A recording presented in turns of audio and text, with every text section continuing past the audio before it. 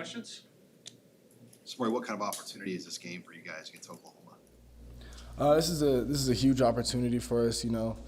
Something that's been in the back of our heads all year.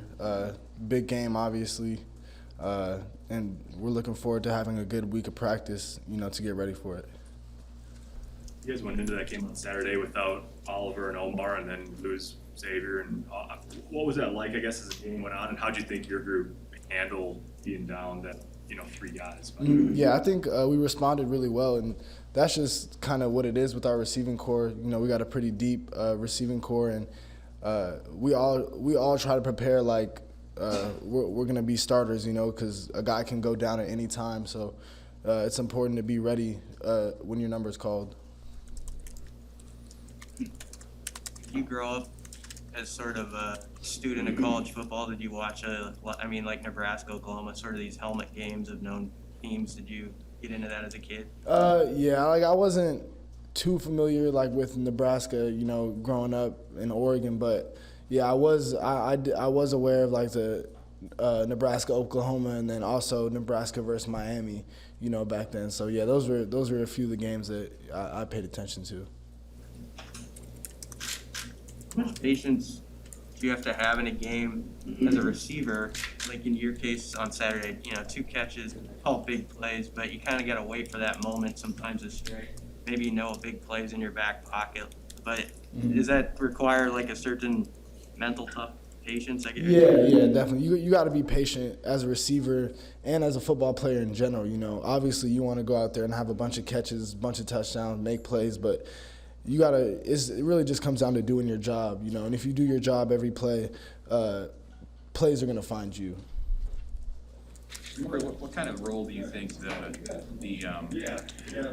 threat of a deep passing game that you guys showed on Saturday have in opening things up for your running backs?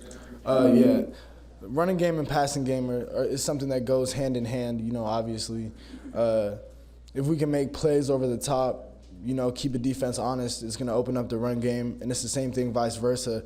If we can run the ball down their throats, that's going to open up deep passes, play action, whatever you want to call it. You see that play out even in the game Saturday where maybe you had some one-on-one coverage that helped allow those big plays, and as the game went on, that was no longer there for you? Yeah. I mean, we established the run, throughout the game, kind of slowly, I would say, but we established it, and then they slowly started to, load the box a little bit and play man and give us the matchups we want on the outside. I know you got asked about punt returning after the game. I can't remember what exactly you said, but when did you start kind of working on that here? Was that something right away, or did that just happen the last couple of weeks? It's something that just happened the last couple of weeks, I would say.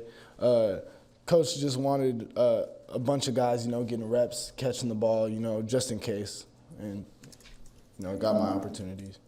We've asked you about being the pitch guy and some of that option stuff, but how much fun has it been to see that sort of been the wrinkles off of that and starting, building that out and doing different things?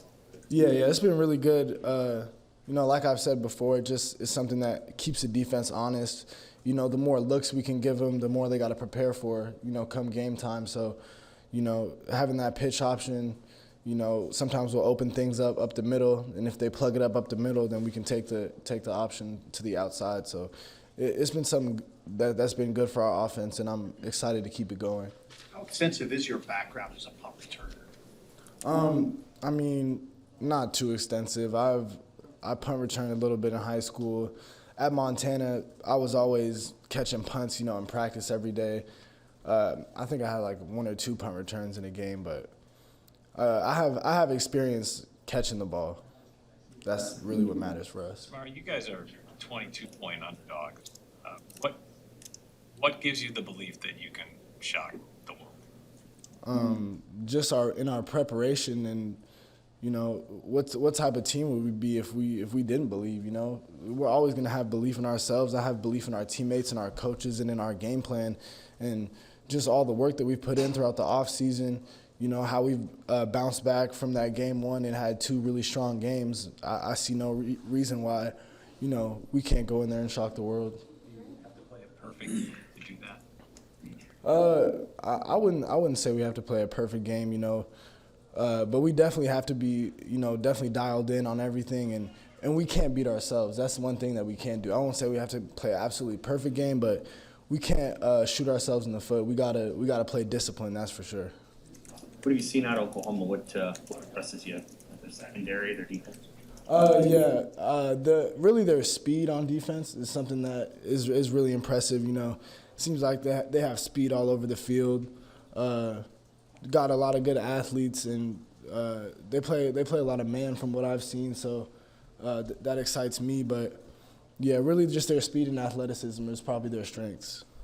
What does it take to when you're playing tight man coverage, which they will at times play? What's the key in winning those battles, those one-on-one battles? Just little things, the things that we work on as receivers all the time. Footwork, getting the hands off, just stuff we do every day in one-on-ones. It really simplifies the game. It's just me versus you, and who's gonna win.